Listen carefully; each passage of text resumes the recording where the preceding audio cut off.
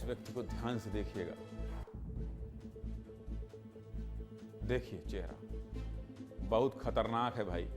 नक्सलवाद खत्म होगा इस सरेंडर से, तय हो गया इस सरेंडर से। बहुत बड़ी खबर है ये। 2026 में कहते हैं देश के गृह मंत्री की नक्सलवाद खत्म हो जाएगा। आधा खत्म हो गया है ये मान लीजिए आप, क्योंकि ये जो वीडियो है मेरा, ये कभी भी इस्तेमाल कर सकते हैं। आधा खत्म हो गया है इस व्यक्ति के सरेंडर के बाद। देश के सबसे बड़े नक्सली ने हथियार डाल दिया है। नक्सलवाद के ताबूत में आज सबसे बड़ा कील ठोका गया है। इस ऐतिहासिक आत्मसमर्पण से नक्सलियों के रीढ़ की हड्डी टूट गई है। एक और राज्य जल्द ही नक्सल मुक्त होने वाला है। महाराष्ट्र से ये तस्वीर आई। इस तस्वीर को देखिए, हाथ में AK-47 जैसा ऑटोमेटिक हथियार, शरीर पर नक्सलियों की वर्दी और चेहरे पर मुस्कान। महाराष्ट्र के मुख्यमंत्री देवेंद्र फडणवीस के सामने सरेंडर करने वाला ये नक्सली कोई और नहीं बल्कि देश का मोस्ट वांटेड नक्सली वेणुगोपाल राव उर्फ सोनू है। सरेंडर के वक्त सोनू के चेहरे पर जो मुस्कान थी, उसकी चर्चा पूरे देश में हो रही, क्योंकि ये वही सोनू है जिसकी तलाश पिछले 40 सालों से 5 राज्यों की पुलिस कर रही थी, जिस पर कई बड़ी नक्सल घटनाओं में शामिल होने का आरोप है और 3 करोड़ से ज्यादा का इनाम है। 3 करोड़ से ज्यादा। लेकिन नक्सलियों के पोलित ब्यूरो मेंबर और केंद्रीय प्रवक्ता सोनू ने आखिर सरेंडर क्यों किया, वो भी 60 नक्सलियों के साथ, जिनमें 1 CC मेंबर, 2 DKSZC मेंबर और 10 DVCM भी शामिल हैं। और सबसे खास बात यह है कि सरेंडर करने वाले नक्सली अपने साथ बड़ी मात्रा में हथियार लेकर लौटे, जिनमें 7 AK-47, 4 SLR, 6 इंसास समेत कई ऑटोमेटिक और सेमी ऑटोमेटिक हथियार शामिल हैं। नक्सलियों ने ये सभी हथियार जवानों से लूटे थे, लेकिन अब ये हथियार वापस सरकार के पास आ गए हैं, जिससे नक्सल संगठन के पास बड़ी संख्या में हथियारों की कमी हो जाएगी। इसीलिए नक्सल संगठन भी इन हथियारों को कब्जे में लेने के लिए पीछे पड़ा था और पत्र लिखकर सोनू को हथियार वापस संगठन को सौंपने के लिए कहा था। और ऐसा नहीं करने पर PLGA बटालियन को भेजकर सोनू को जान से मारने की बात भी कही। ऐसे में सोनू ने नक्सल संगठन को बड़ा झटका दे दिया और 50 से ज्यादा हथियारों के साथ सरेंडर किया।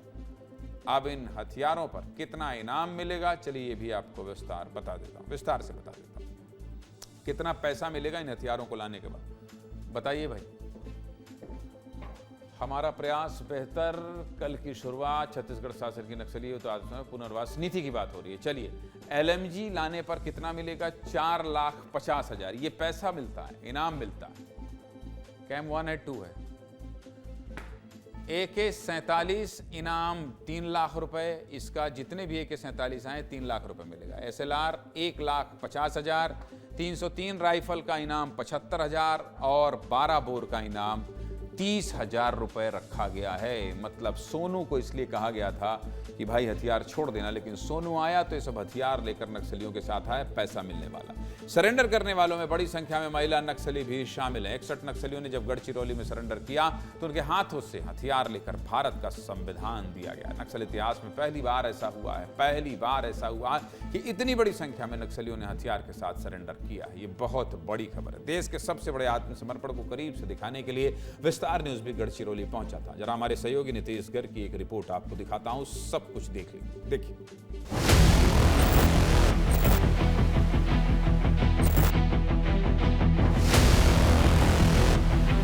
नक्सलियों को गढ़चिरौली में बहुत बड़ा झटका लगा है।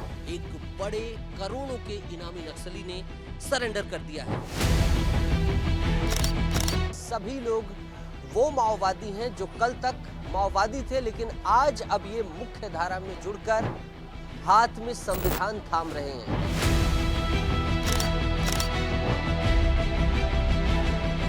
कैसा महसूस कर रहे हो आप? सरकार बता रही है नीति से पर मुख्य धारा में। सोनू दादा, इसने विस्तार न्यूज से पहले पत्राचार भी किया था, संवाद भी किया था, जहां पर इसने तमाम तरीके से अपने आत्मसमर्पण की इच्छा जताई थी। ये अपने आप में बहुत बड़ी बात है कि कॉन्स्टिट्यूशन ऑफ इंडिया, जिसका कल तक विरोध किया जा रहा था, आज ये हर हाथ में है।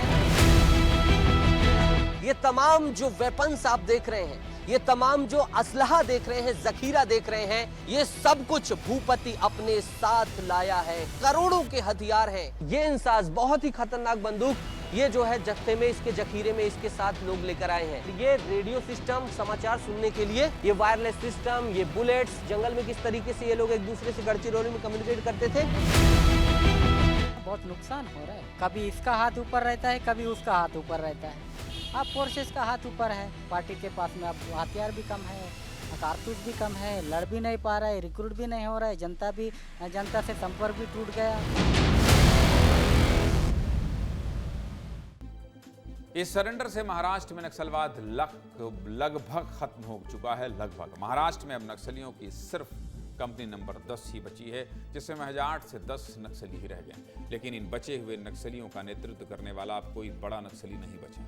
ऐसे में जल्द ही ये नक्सली या तो सरेंडर करेंगे या जवानों के हाथों मारे जाएंगे। नक्सल सरेंडर पर क्या कह रहे हैं महाराष्ट्र के मुख्यमंत्री देवेंद्र फडणवीस, सुनाता हूं, सुनिए। आज जो सोनू उर्फ भूपति इन्होंने आत्मसमर्पण किया है, उनके साथ 60 लोगों ने आत्मसमर्पण किया है। इससे माओवाद की रीढ़ की हड्डी आज टूट गई है।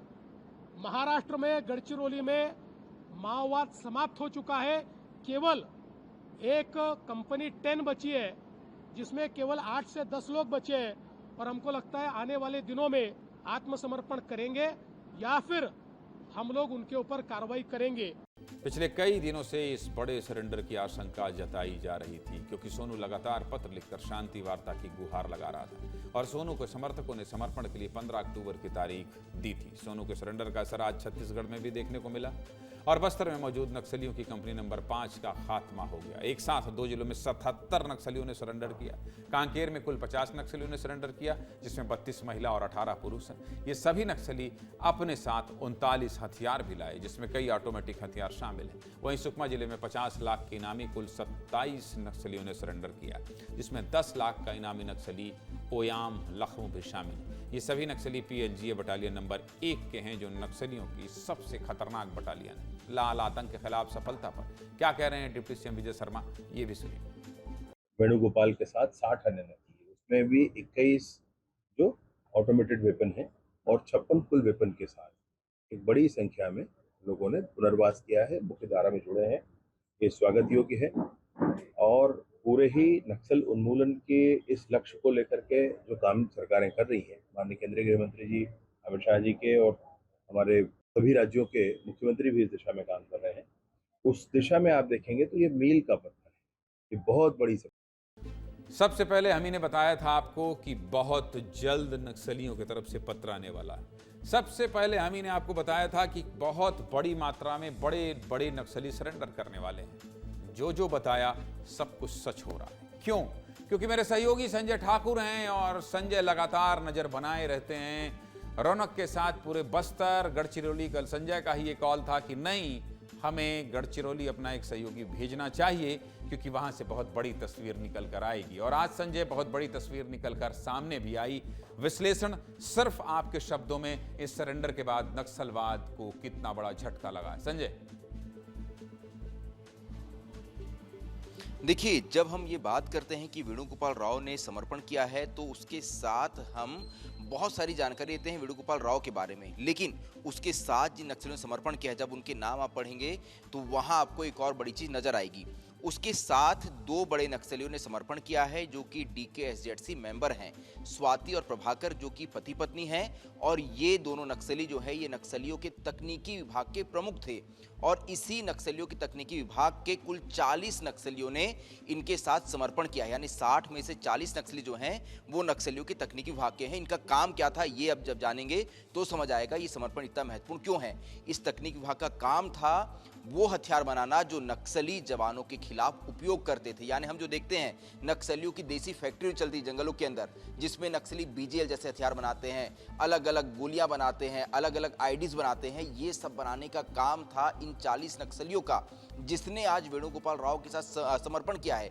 यही वजह है कि ऐसा माना जा रहा है कि वेणुगोपाल राव के साथ जो गढ़चिरौली डिवीजनल कमेटी खत्म हुई है, उसके साथ ही नक्सलियों का तकनीकी विभाग जो है, जो माड़ इलाके और गढ़चिरौली इलाके में सक्रिय था, यानी कि उत्तर बस्तर और इस इलाके में संजय, मेरा सवाल ये है, संजय, आम जनता जो जानना चाहती है, संजय ये बताइए कि ये जो सोनू है, ये रहेगा कहाँ, इसको कितनी सुरक्षा मिलेगी? नक्सली कह रहे थे हथियार लेके मत जाओ, ये चला आया पैसा बहुत पाने के चक्कर में, अब इसका क्या होगा? कहीं ऐसा तो नहीं कि नक्सली भेज के इसको मरवा देंगे? कैसे ये रहेगा, कहाँ रहेगा? महाराष्ट्र में ही रहेगा, छत्तीसगढ़ आएगा, तेलंगाना चला जाएगा? थोड़ा सा बताइए। बहुत महत्वपूर्ण सवाल पूछा आपने। ये सवाल काफी लोग के दिमाग में होगा, क्योंकि इसकी पत्नी ने इसी साल की शुरुआत में 1 जनवरी को महाराष्ट्र के गढ़चिरौली में ही समर्पण किया था। उसके बाद से लगभग 10 महीनों से उसकी पत्नी वही है। हालांकि सोनू और उसकी पत्नी रहने वाले हैं तेलंगाना में करीमनगर पेदापल्ली जिले के आसपास के रहने वाले हैं। ऐसे में जब इसकी भाभी ने समर्पण किया था पिछले महीने, तो वो तो करीमनगर इलाके में ही है, क्योंकि उसने नक्सल संगठन से पूछ के समर्पण किया था। लेकिन सोनू के सामने चुनौतियां बहुत है। मैं आज देख रहा था सोनू के बारे में जो बातें लिखी जा रही है नॉर्थ तेलंगाना के इलाके में, उसे कहा जा रहा है कि 100 साल के नक्सल इतिहास का सबसे बड़ा गद्दार अगर कोई है तो वो सोनू ही है। ऐसे में एक बात तो तय है कि वो अब नक्सल संगठन के निशाने पे आ गया है। ऐसे में इस समय सोनू के सामने सबसे बड़ी चिंता ही होगी कि वो सुरक्षित कैसे रहेगा। यही वजह है कि पुलिस द्वारा फिलहाल उसे अपनी अभिरक्षा में रखा जाएगा। उसे हो सकता है महाराष्ट्र के इलाके में ही रखा जाए, उसे सुरक्षित इलाके में रखा जाए। जब एक बार 31 मार्च के बाद स्थिति सामान्य हो जाएगी, संजय एक सवाल और, इसके बाद जो टॉप लीडर बचे हैं नक्सलियों के, उन पर कितना प्रेशर होगा खुद को बचाने और सरेंडर करने का? देखिए, सोनू वो नक्सली इसने अपने हाथ से इस नक्सल संगठन को खड़े किया है। उसे इस बारे में पूरी जानकारी है कि कौन सा नक्सली कहाँ मौजूद है, उनकी ताकत क्या है, उनकी संख्या क्या है।